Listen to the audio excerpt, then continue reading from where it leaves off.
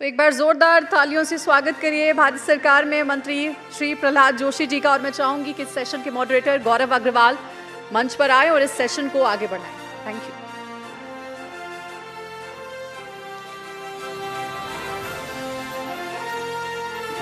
Thank you Anjali. आप सभी का भी बहुत शुक्रिया, आप यहाँ पर बैठे हैं और इस सेशन को सफल बनाने में अपना बड़ा योगदान दे रहे हैं। और हमारे साथ जैसा कि आप देख रहे हैं प्रहलाद जोशी जी जुड़ चुके हैं, तो शुरू करते हैं इनके साथ सेशन। और बड़ा दिलचस्प सेशन है ये। इससे पहले कि मैं इस सेशन को शुरू करूं, प्रहलाद जी धन्यवादगलु सुस्वागतलु नम्मा जेतोसरोके। A very warm welcome to TV9's global summit sir. नमस्कार, धन्यवाद। Thank you sir. तमगे धन्यवाद। Thank you. तो प्रहलाद जी देखिए, जैसा कि हम सब जानते हैं, आपका परिचय भी हमने दिया और बताया कि आप किस टेम्परामेंट के मंत्री हैं और किस तरह से काम करने में आप विश्वास रखते हैं। प्रहलाद जी देखिए, आपके पास जो दो मंत्रालय हैं, सत्र का नाम है संसाधनों की खान देश का अभिमान। और ये सच भी है कि आपके पास जो मंत्रालय हैं वो भारत को वर्ल्ड पावर बनाने की ताकत रखते हैं। हम भारत को देख लें, दुनिया की लार्जेस्ट डेमोक्रेसी है, संसद को लोकतंत्र का मंदिर कहा जाता है। आपके पास संसदीय कार्य मंत्रालय है, आपके पास नेचुरल रिसोर्सेज से जुड़ा हुआ मंत्रालय है। और अगर इंडिया को देखें नेचुरल रिसोर्सेज के मामले में, तो ये टॉप कंट्रीज में आता है। ऐसा भी लाइक स्टील को देख लें, India is the second largest producer of the steel, third largest producer of the coal, fourth largest producer of the iron and has the fifth largest bauxite reserves in the world. Overall India produces over 90 different types of minerals.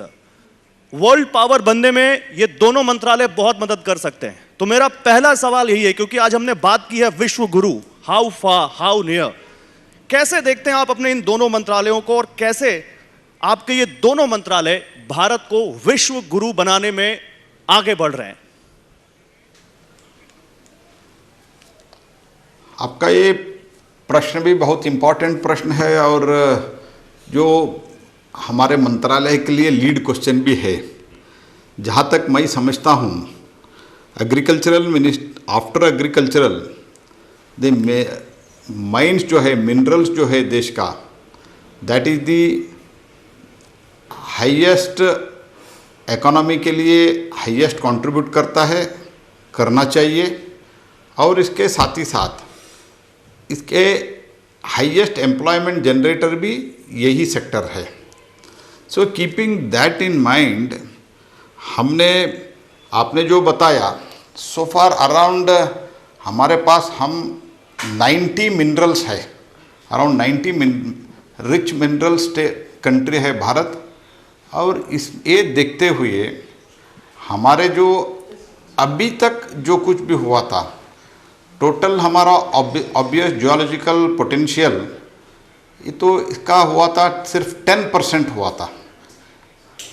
अभी हमने इसको 8 बरस में माननीय प्रधानमंत्री जी इसका नेतृत्व संभालने के बाद, देश के नेतृत्व संभालने के बाद, हमने इसको 30% तक लेके गए हैं।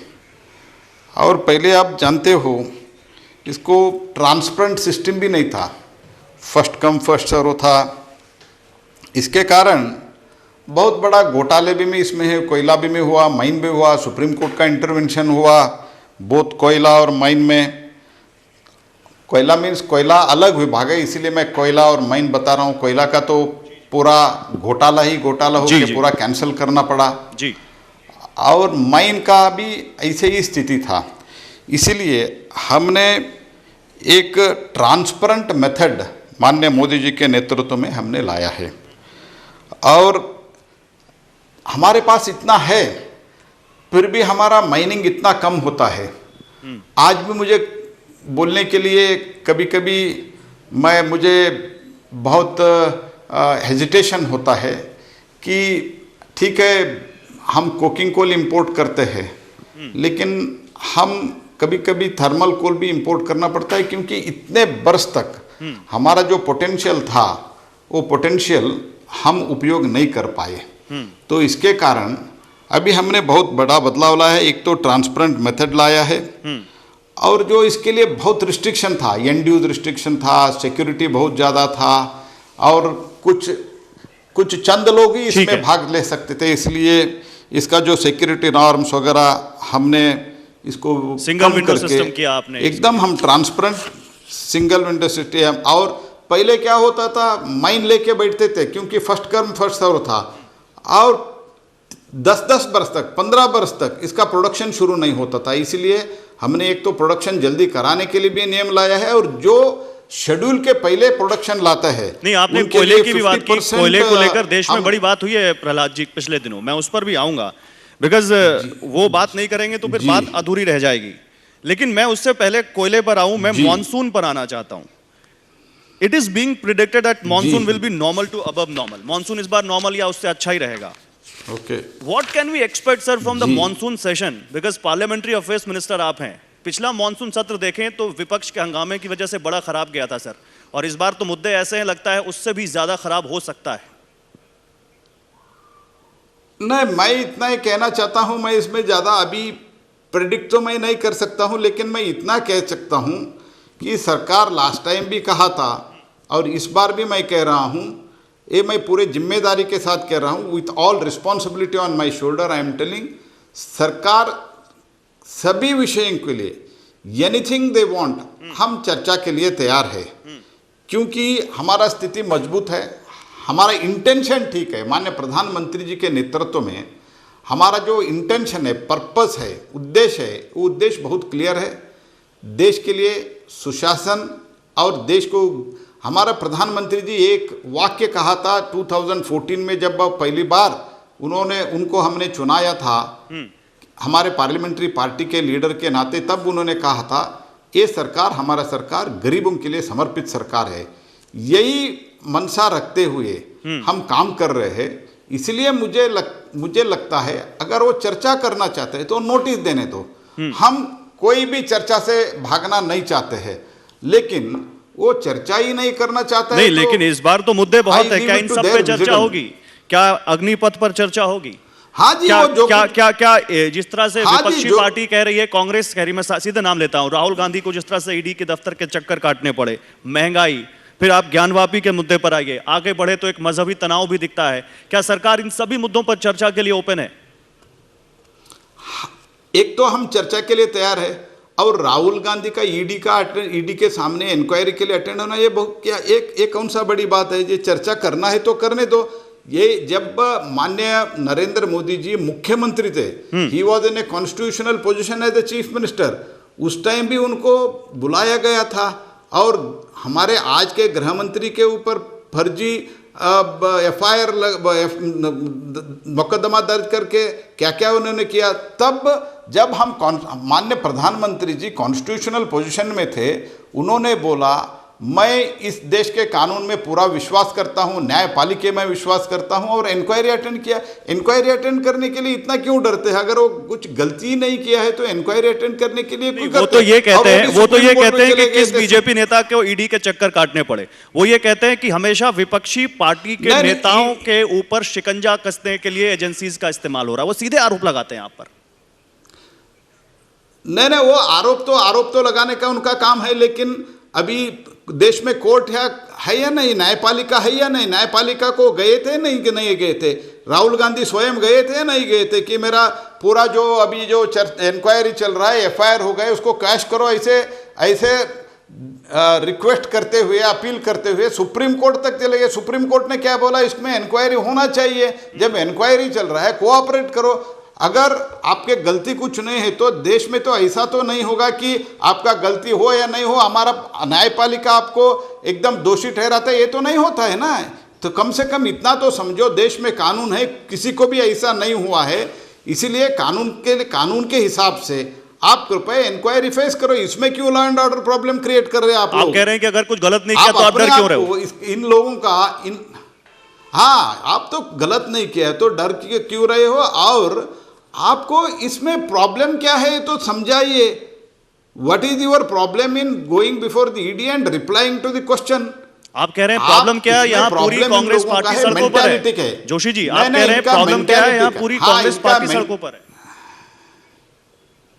हाँ, कांग्रेस पार्टी का साइकोफैंसी है ये साइकोफैंसी का प्रॉब्लम क्या है? इन लोगों को राहुल गांधी और एक गांधी परिवार के, नकली गांधी परिवार के साथ हम खड़े हुए दिखाने के लिए सब नेता, मुख्यमंत्री आके उधर बैठे हुए हैं।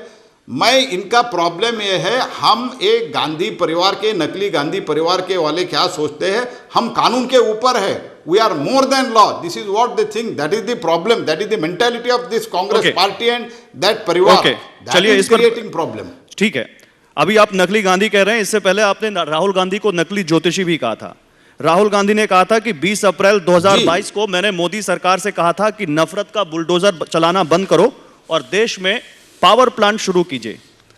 आज कोयले और बिजली संकट ने पूरे देश में तबाही मचा दी है।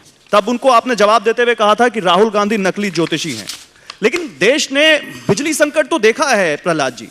एक समय था जब लगा था कि एसओएस मैसेजेस आने लगे पावर प्लांट से, और कोयले की शॉर्टेज की वजह से देखा, क्योंकि आप कोयला मंत्री भी हैं, तो संकट तो था, इसको तो आप नहीं नकार सकते।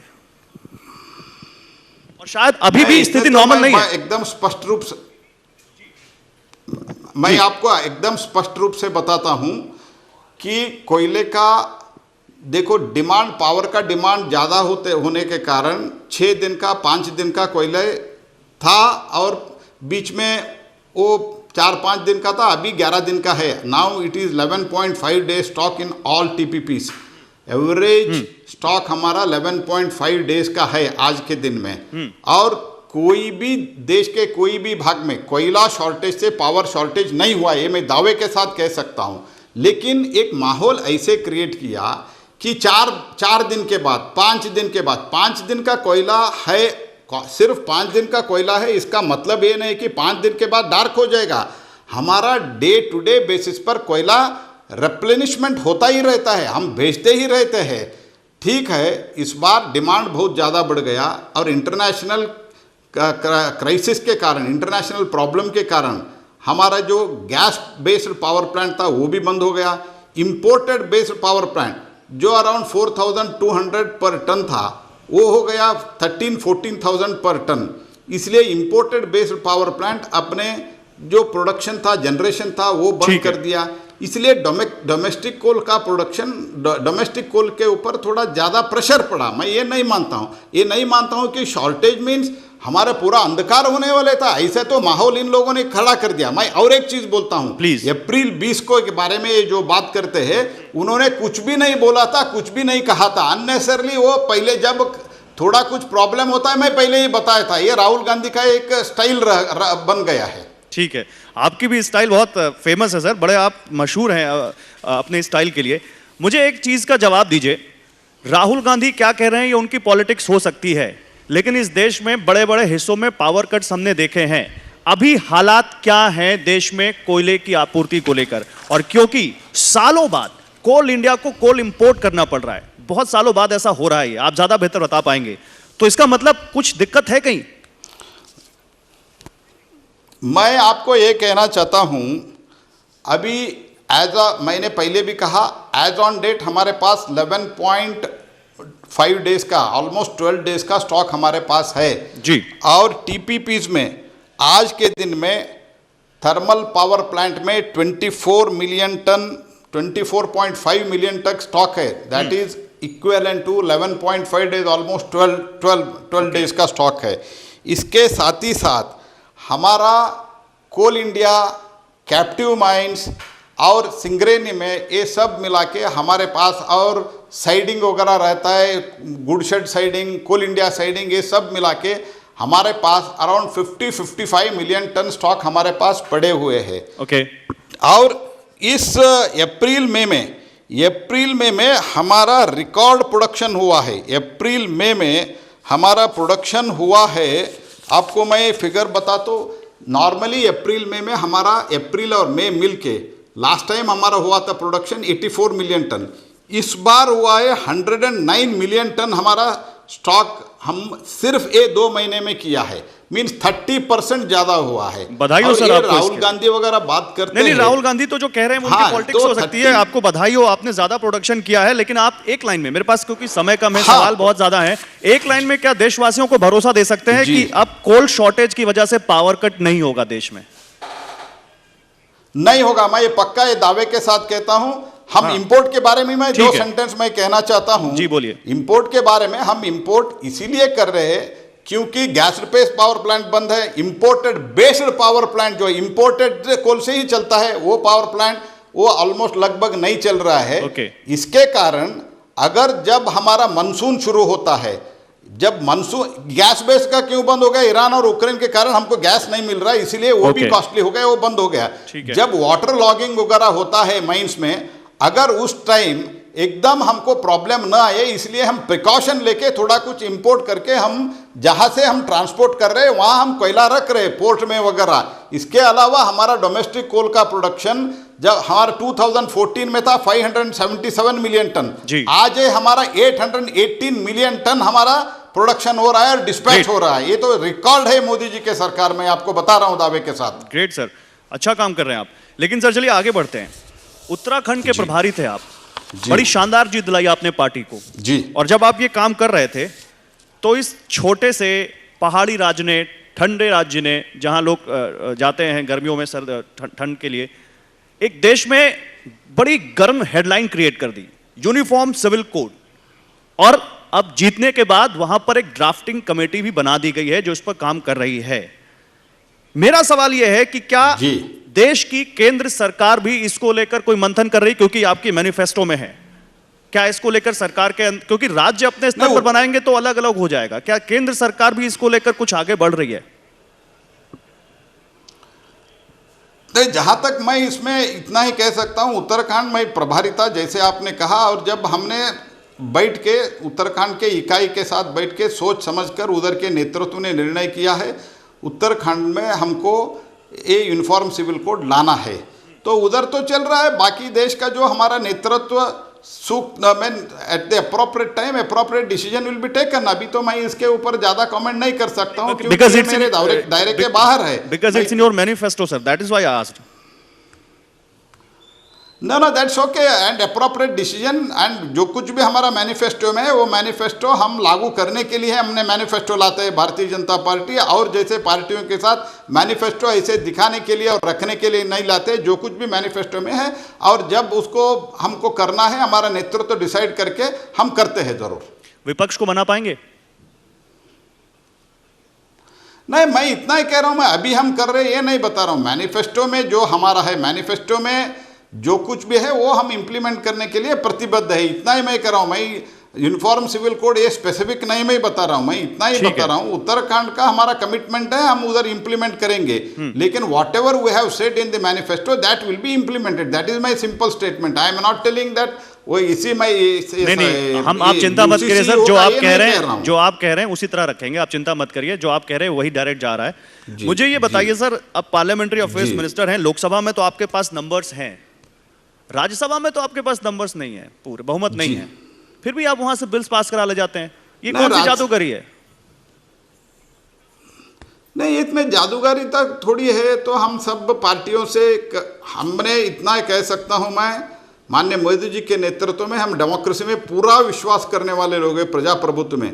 इसीलिए जब भी एक बिल हम लाते हैं हम सभी विपक्षों के साथ, हम और हमारे उधर के नेता राज्यसभा में पीयूष जी और लोकसभा में हम सबसे बातचीत करते हैं, लेकिन बातचीत करने के बाद वो पलटते हैं वो तो अलग बात है, लेकिन हम सबसे बातचीत करते हैं। कुछ पार्टियां हमको हमारे साथ देते हैं और हमारा इशू बेस्ड सपोर्ट भी करते हैं।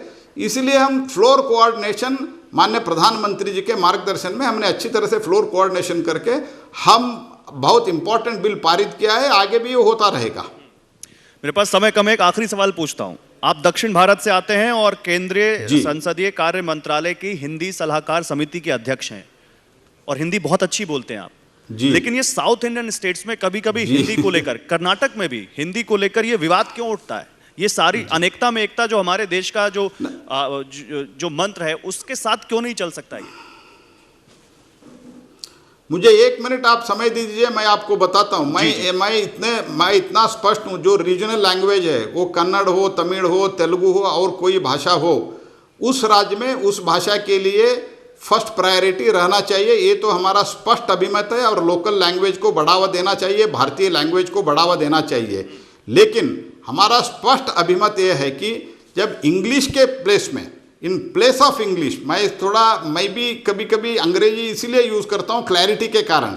मैं भी हिंदी अभी अभी सीखा हूँ, इसीलिए अंग्रेजी के जगह हिंदी आना चाहिए, इसमें कोई डाउट नहीं है। लेकिन कुछ लोग, वो कर्नाटक में हो और कई राज्यों में हो, कुछ लोग हिंदी को विरोध करते हैं लेकिन अंग्रेजी को विरोध नहीं करते। अंग्रेजी का किसका भाषा है? अंग्रेजी हमारा भाषा है क्या?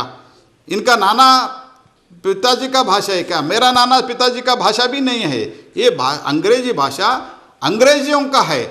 हिंदी भी हमारा भाषा है, लेकिन प्रायोरिटी राज्यों में, प्राथमिकता राज्यों में, वो कर्नाटक में है तो कन्नड़ को रहेगा, तमिलनाडु में है तो तमिलनाडु में रहेगा, उड़ीसा में है तो उड़िया रहेगा।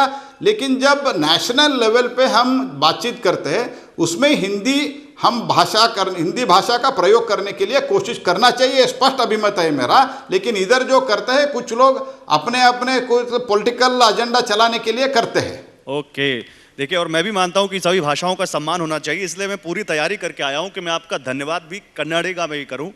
धन्यवादगलू नम्मा जोते माता डक्के प्रहलाद जी, बहुत शुक्रिया आपका हमारे साथ जुड़ने के लिए, बहुत शुक्रिया हमारे साथ अपना कीमती वक्त हमें देने के लिए।